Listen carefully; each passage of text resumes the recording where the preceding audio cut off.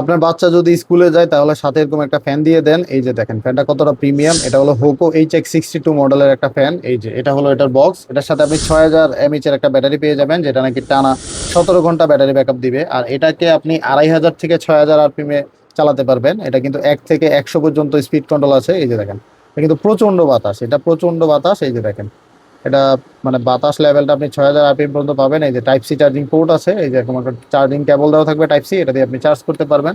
আর এই যে সুন্দর একটা ল্যানিয়ার দেওয়া থাকে, আপনার বাচ্চা অথবা আপনি চাইলে কিন্তু এইভাবে হাতে ভিতরে রেখে দিতে পারবেন। যদি হঠাৎ করে হাত থেকে পড়েও যায় এটা কিন্তু পড়বে না, এই যে এইভাবে আটকে থাকবে।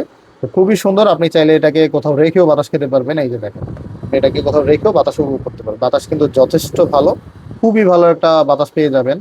আর বাসা থেকে বেরোলে ফ্যান ছাড়া আসলে অসম্ভব, কারণ যে পরিমাণ গরম লাগে। আপনি যখন রিক্সাতে ট্রাভেল করেন অথবা অটোতে ট্রাভেল করেন অথবা বাসে ট্রাভেল করেন, তখন কিন্তু এরকম একটা ফ্যান থাকলে আপনার কাছে আর কোনো গরম আসবে না, আপনার আর ঘামে ভিজতে হবে না। এরকম একটা ফ্যান থাকলে এখানে ডিসপ্লে দেওয়া আছে, কত পার্সেন্ট চার্জ আছে দেখতে পারবেন। আর ফ্যানের বাতাস কিন্তু যথেষ্ট ভালো, ফ্যানটা কিন্তু মোটামুটি ভালোই মোটা। এই যে দেখেন এটা কিন্তু পুরোটা ব্যাটারি চেম্বার, ব্যাটারি কিন্তু 6000 mAh। একবার ফুল চার্জ করতে পারলে আপনি টানা 17 ঘন্টা একদম নিশ্চিন্ত।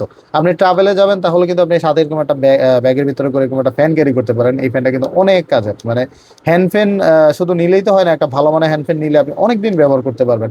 মার্কেটে 400-500 টাকা দিয়ে অনেক হ্যান্ড হ্যান্ড ফ্যান পাওয়া যায়, 1-2 ঘন্টা বেশি চলে না। এটা নিলে আপনি টানা 17 ঘন্টা চালাতে পারবেন। তো এই সুন্দর প্রিমিয়াম হোকোর HS62 ফ্যানটা পেয়ে যাবেন রয়্যাল গ্যাজেট বিডিতে।